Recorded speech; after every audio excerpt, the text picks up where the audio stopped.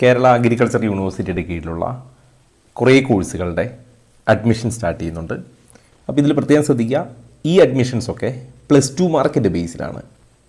അല്ലാതെ ഇതിനൊരു common entrance exam ഇല്ല, അല്ലെങ്കിൽ CUET അതൊന്നും വെച്ചിട്ടല്ല. അഗ്രികൾച്ചർ യൂണിവേഴ്സിറ്റിയിലേക്ക് +2 മാർക്കിൻ്റെ ബേസിലെടുക്കുന്ന കോഴ്സുകളുടെ ഡീറ്റെയിൽ ആണ് ഈ വീഡിയോയിൽ. കോഴ്സുകൾ ഞാൻ ഓർമ്മിപ്പിക്കുന്നു. ഒന്ന് BSc MSc ഇൻ്റഗ്രേറ്റഡ് ബയോളജി, അതായത് BScയും MScയും ചേർത്തിട്ടുള്ള ഇൻ്റഗ്രേറ്റഡ് കോഴ്സാണ്. അതുപോലെ BSc MSc ഇൻ്റഗ്രേറ്റഡ് മൈക്രോബയോളജി, ഇങ്ങനെ 2 കോഴ്സാണ് ഇൻ്റഗ്രേറ്റഡ് പ്രോഗ്രാം ഉള്ളത്. പിന്നെ ഡിപ്ലോമ പ്രോഗ്രാം ഉണ്ട്, ഡിപ്ലോമ ഇൻ റീറ്റെയിൽ മാനേജ്മെൻറ്റും ഡിപ്ലോമ ഇൻ അഗ്രികൾച്ചർ മെക്കനൈസേഷനും. ഇങ്ങനെ 4 കോഴ്സുകൾക്കാണ് ഈ പ്രോസ്പെക്ടസ് അല്ലെങ്കിൽ ഈ അഡ്മിഷൻ എടുക്കുന്നത്.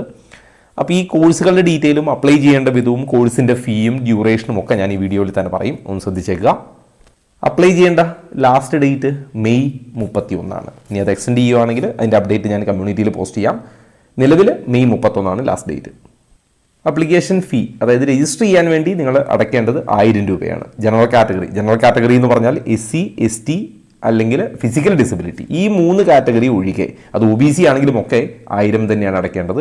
SC ST അതേപോലെ ഡിസബിലിറ്റി ഉള്ള കുട്ടികൾ മാത്രം 500 രൂപ അടച്ചാൽ മതി. പ്രത്യേകം ശ്രദ്ധിക്കുക, ഇത് അപ്ലിക്കേഷൻ ഫീ ആണ്, റീഫണ്ട് കിട്ടില്ല. ഇനി അപ്ലിക്കേഷൻ ഫീ എങ്ങനെയാണ് അടയ്ക്കേണ്ടതെന്ന് പറയുന്നുണ്ട്. സ്റ്റേറ്റ് ബാങ്ക് ഓഫ് ഇന്ത്യയുടെ ഫീ പേയ്മെൻറ്റ് സൗകര്യമായ SB കളക്ട് ഉപയോഗിച്ചിട്ടാണ് ഫീ അടയ്ക്കേണ്ടത്. വേറെ ഒരു വഴിക്കും പറ്റൂല, SB കളക്ട് വഴി.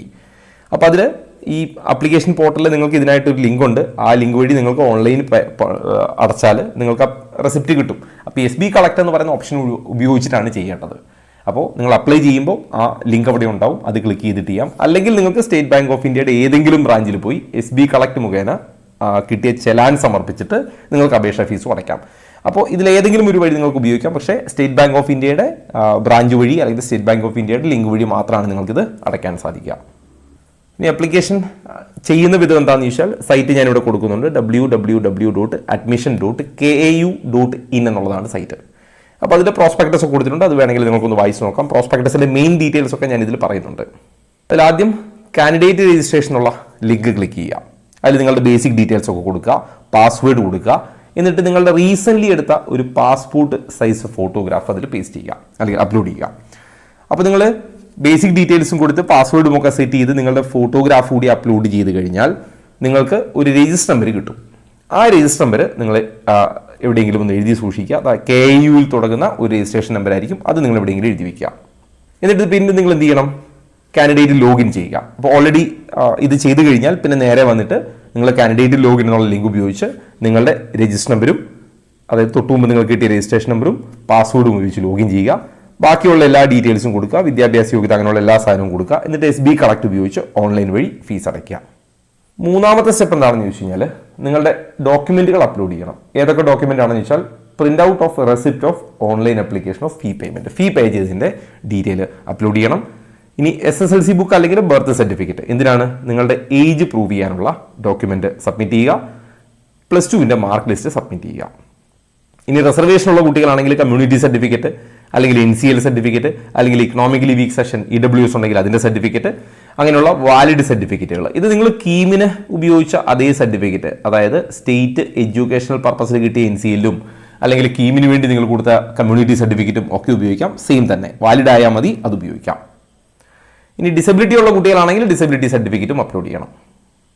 ഇനി സ്റ്റെപ്പ് നമ്പർ 4 എന്താണെന്ന് ചോദിച്ചു കഴിഞ്ഞാൽ ഞാൻ ഓരോ സ്റ്റെപ്പ് വീതം പറഞ്ഞു വന്നു. അതിൽ 4ാമത്തെ സ്റ്റെപ്പ് നിങ്ങൾ ഫീസ് അടച്ചതിൻ്റെ ഡീറ്റെയിൽ ഒക്കെ അതിൽ കൊടുക്കുക. ആ പേജാണ് step number 4. Step number 5. Step number 5 എന്താ, ഈ ഓൺലൈൻ അപ്ലിക്കേഷൻ കംപ്ലീറ്റ് ചെയ്തിട്ട് നിങ്ങൾ അതിൻ്റെ പ്രിൻ്റ് ഔട്ട് എടുക്കുക. ആ പ്രിൻ്റ് ഔട്ടും ഫീ അടച്ചതിൻ്റെ രസീതും ഒക്കെ നിങ്ങളുടെ കയ്യിൽ സൂക്ഷിച്ചു വയ്ക്കുക. കാരണം പിന്നീടുള്ള ആവശ്യങ്ങൾക്ക് വേണ്ടി നിങ്ങളുടെ കയ്യിൽ ആപ്ലിക്കേഷൻ്റെ പ്രിൻ്റ് ഔട്ടും വേണം, ഫീ അടച്ചതിൻ്റെ റെസിപ്റ്റും വേണം. ഒരു കാരണവശാലും നിങ്ങളിത് ബൈ പോസ്റ്റ് അയക്കേണ്ടതില്ല, ഓൺലൈൻ മാത്രമേ ഉള്ളൂ. Do not send the print out, ഇത് പ്രിൻ്റ് ഔട്ട് നിങ്ങൾ അയക്കേണ്ടതില്ല. ഇനി ബാക്കി ഡീറ്റെയിൽ നോക്കുക. സീറ്റ് റിസർവേഷൻ, അതായത് ടോട്ടൽ സീറ്റിൻ്റെ 50% സ്റ്റേറ്റ് മെറിറ്റാണ്. ഇക്കണോമിക്കലി വീക്ക് സെഷൻ EWSന് 10% സീറ്റ്, 10 സീറ്റല്ല 10% സീറ്റ് റിസർവേഷൻ ഉണ്ട്. ഈഴവയ്ക്ക് 9% സീറ്റ്, അതുപോലെ മുസ്ലിം കാറ്റഗറിക്ക് 8% സീറ്റ്, ബാക്ക്വേർഡ് ഹിന്ദുവിന് 3% സീറ്റ്, ലാറ്റിൻ കാത്തലിക്കിന് 3% സീറ്റ്, ധീവര കാറ്റഗറിക്ക് 2%, വിശ്വകർമ്മയ്ക്ക് 2%, കുശവൻ കാറ്റഗറിക്ക് 1%. ഇനി ബാക്ക്വേർഡ് ക്രിസ്ത്യൻ 1%, കുടുംബി കാറ്റഗറിക്ക് 1%, അങ്ങനെ ടോട്ടൽ 30%. അപ്പോൾ ആദ്യത്തേത് 50% ഉണ്ട്, അത് കഴിഞ്ഞ് 10% EWS, അപ്പോൾ 60%, ഇത് 30%, അങ്ങനെ 90%. ഇനി 8% സീറ്റ് SC കാറ്റഗറിക്കും 2% സീറ്റ് ST കാറ്റഗറിക്കും, അങ്ങനെ 100% സീറ്റിൻ്റെ റിസർവേഷൻ നമ്മൾ മെൻഷൻ ചെയ്തു. അത്രയുമാണ് സീറ്റ് റിസർവേഷൻ. അപ്പോൾ ഒരിക്കൽ കൂടി ഇതാ കോഴ്സ് BSc MSc ഇൻ്റഗ്രേറ്റഡ് ബയോളജിയാണ്. എവിടെയാണ് കോഴ്സ് എന്ന് ചോദിച്ചാൽ college of climate change and environmental science, Kerala agriculture university, Vellanikkara, തൃശ്ശൂരുള്ള college of climate change and environmental സയൻസിലാണ് ഈ കോഴ്സ് നടത്തുന്നത്.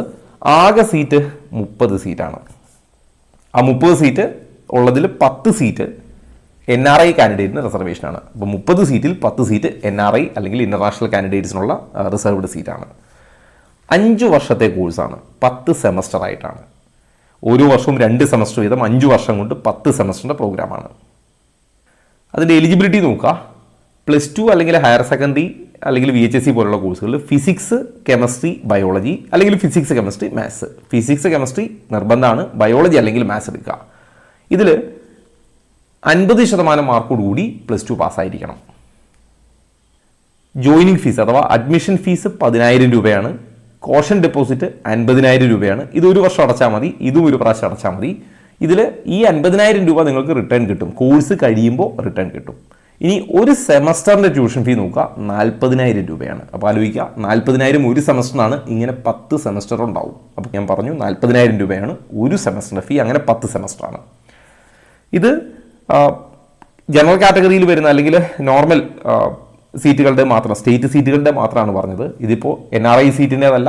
NRI സീറ്റ് വേറെയാണ്. ഇവിടെ നമ്മൾ കൊടുത്തിട്ടുണ്ട് NRIക്കും ഇൻ്റർനാഷണൽ കാൻഡിഡേറ്റും ഒക്കെ $1,500 ഏകദേശം 1,25,000 രൂപയാണ് ഒരു സെമസ്റ്ററിന് ഫീ വരിക.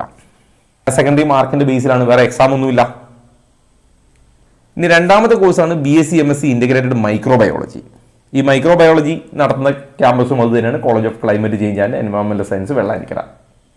ഇവിടെയും 30 സീറ്റാണ്. അതിൽ 10 സീറ്റ് NRIക്ക് റിസർവ്ഡ് ആണ്. 5 വർഷത്തെ തന്നെ കോഴ്സാണ്, 10 സെമസ്റ്ററാണ്. എലിജിബിലിറ്റി സയൻസ് സ്ട്രീമിൽ +2 പാസ്സായിട്ടുണ്ടാവണം. ഫിസിക്സ്, കെമിസ്ട്രി നിർബന്ധമായിട്ടും പഠിച്ചിരിക്കണം. ബയോളജി അല്ലെങ്കിൽ മാത്സ് ഇതും പഠിച്ചിരിക്കണം. 50% മാർക്കോടുകൂടി പാസ്സായിട്ടുണ്ടാവണം. അഡ്മിഷൻ ഫീ 10,000 ആണ്. കോഷൻ ഫീ 50,000 ആണ്. മുമ്പ് പഴയ കോഴ്സ് പറഞ്ഞ അതേ ഫീസ് തന്നെയാണ്. സെമസ്റ്റർ ഫീ 40,000 രൂപയാണ്. അതേ കോഴ്സിൻ്റെ ഫീ തന്നെ. NRI അല്ലെങ്കിൽ ഇൻ്റർനാഷണൽ കാൻഡിഡേറ്റിന് 1,25,000 ഫീ. അതേപോലെ പ്രത്യേകം പറഞ്ഞിട്ടുണ്ട്, ഈ പറഞ്ഞ കോഴ്സുകൾക്കൊന്നും ഹോസ്റ്റൽ ഫെസിലിറ്റി ഇല്ല. ഈ താമസ സൗകര്യം അല്ലെങ്കിൽ ഹോസ്റ്റൽ ഫെസിലിറ്റി കുട്ടി സ്വയം കണ്ടെത്തേണ്ടതാണ്. ഇവിടെയും ഹയർ സെക്കൻഡറി മാർക്ക് വെച്ചിട്ടാണ്, വേറെ എക്സാം ഒന്നുമില്ല. അപ്പോൾ ഇങ്ങനെ തന്നെയാണ് അഡ്മിഷൻ നടക്കുക. വേറെ നിങ്ങൾ അതിലൊരു എക്സാം പാസ്സാവുകയോ അല്ലെങ്കിൽ CUT ക്വാളിഫൈ ചെയ്യുകയോ ഒന്നും വേണ്ട.